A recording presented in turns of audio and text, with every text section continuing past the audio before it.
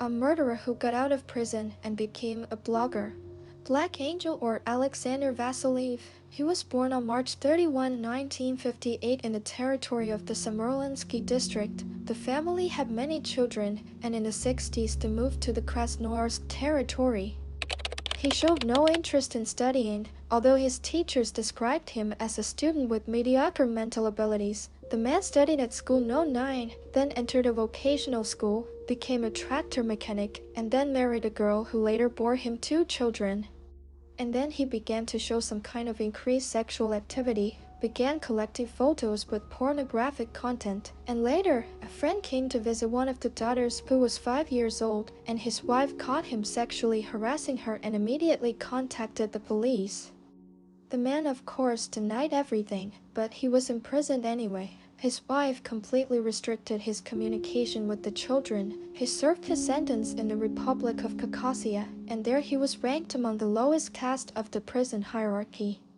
And he was also subjected to physical violence, and in 1992 he received parole and was released, returned to Krasnoyarsk and got a job there as a communist truck driver. Soon the man quit his job and he didn't have enough money to live on, so he decided to commit murder.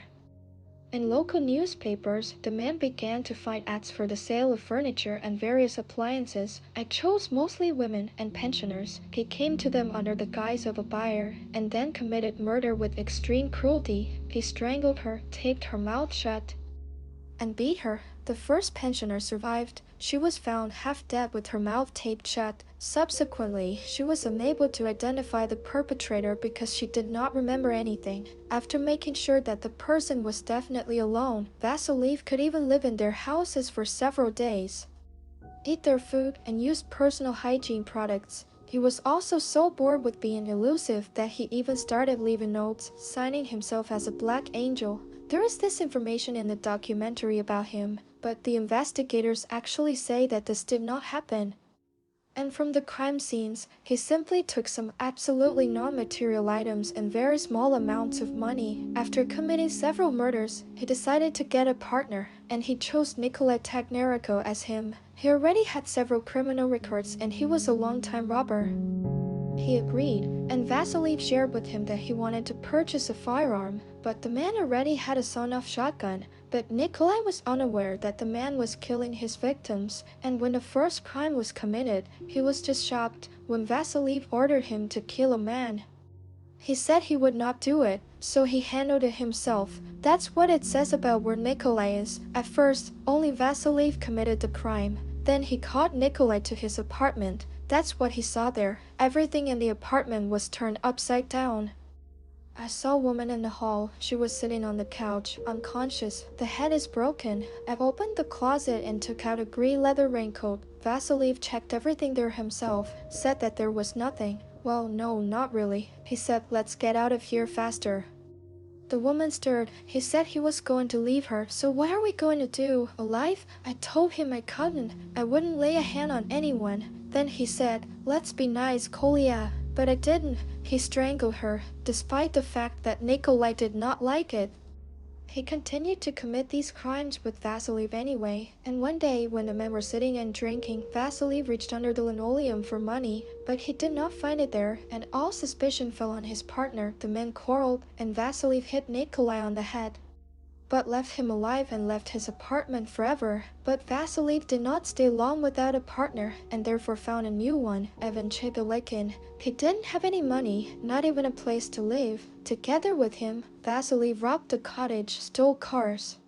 But their partnership didn't last long because, according to his stories, the man was constantly walking around without gloves, leaving evidence, so he shot him, and he got rid of the body in a very sophisticated way, tying it to the bumper of a stolen car and pushing it into the Yenisei. In May 2001, he had another partner named Karasov, and he invited a man to rob a cottage. But at the entrance of this cottage, when Vasiliev committed a crime, the man fell asleep. So when Vasiliev came out and saw this picture, he shot 2 guards and him, putting the man out of his misery. And then the maniac continued to operate for 4 years and no one could catch him. The residents of Krasnoyarsk were simply horrified. There was already a real panic in Krasnoyarsk, but Vasiliev continued to operate, and in the period from 2000 to 2001, taxi drivers mostly became his victims. Vasiliev would stop a taxi, give the address of his house, and then, when they were far from a busy highway, he would commit murder. One day, he saw an advertisement in the newspaper for the sale of a stroller and went to the young mother. There was a child in the house and he started killing a woman. At the same time, he calmed the boy down, sat him down next to him and said that everything would be fine. He also hid it under a blanket, and later the child's father came and saw his wife lying in blood. Fortunately, she was still alive, but she couldn't remember anything. When a man killed taxi drivers, he committed some absolutely reckless actions. He just sat down, drove around the city in these cars and left them in different ones, and they caught him completely by accident. Vasiliev and his companions were driving drunk around the city and got into a serious accident. He was immediately taken to an ambulance. They operated, and he, being in a state of withdrawal from anesthesia, began to talk about how he killed his victims. He rode, by the way, in a stolen car, the owner of which was killed. The nurse strained and did not understand what this patient was saying, and called the police. A sawn-off shotgun and a shovel were found in the man's car, and it was established that the car did not belong to him. In a state of anesthesia, he also raved and called himself a black angel, and a newspaper was found in the car, where the letters of the word Black Angel were cut out of it. After recovering, the man did not confess at first and said that he had just decided to ride in a stolen car, but later confessed and showed where he had hidden the corpse. On the first day, we worked on this case for 12 hours. Vasiliev's house was searched. They found a lot of women's things there. Of course, there was a suspicion that there was a reason at first. Vasiliev said that he had killed a taxi driver, whose car he had taken over. The interrogation lasted 10 days in total. Gradually, he confessed to all 17 murders. The man impressed the investigators with a magnificent memory, mentioned all the crimes, even those he committed 4 years ago, in the slightest detail.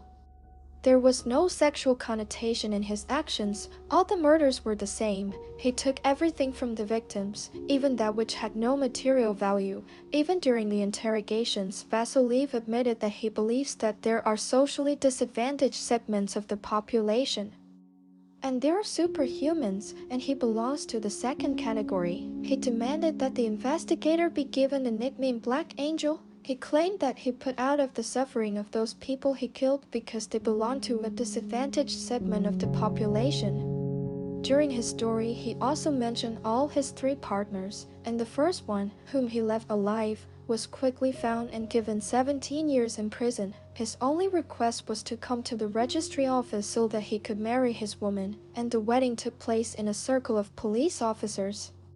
He was charged with 17 murders, 2 attempted murders, and 13 assaults. He was found sane. Everyone was fighting to give him a life sentence. In addition to all the fighters, he also fought and constantly submitted some kind of application during the forensic examination. When he was found sane, he was found to have some minor mental abnormalities, and because of this, instead of life in prison, he was sentenced to 25 years in prison. He did not calm down and continued to file these complaints. On November 5, 2011, the Krasnoyarsk Regional Court, having considered the complaint, decided to reduce his sentence to 5 years in prison. On April 17, 2012, the sentence was commuted to 21 years and 10 months in prison, and on September 27, 2013, to 20 years in prison. Vasiliev relied on the fact that he wrote a confession every time his sentence was reduced. Later, the man was diagnosed with serious illnesses. Cancer is responsible for stasis in the liver and kidneys. Even then, he was operated on in prison. He received a disability of the first group. At first, they did not want to release him, because they believed that firstly, the clinic in prison would have a better impact, and secondly, there was no one to vouch for him. He had no relatives. November 21, 2017, Krasnoyarsk Regional Court, he decided to release Vasiliev from custody, and thus he remained in custody for 16 years. He was predicted to live for a couple of months, but the man lived for 2 years and got pages on TikTok and YouTube. He led a quiet, unremarkable life, posted music videos. He died only on January 28, 2020. That's the story. What do you think? Thanks a lot for watching. Be careful, healthy and happy. Subscribe to my YouTube channel and bye bye.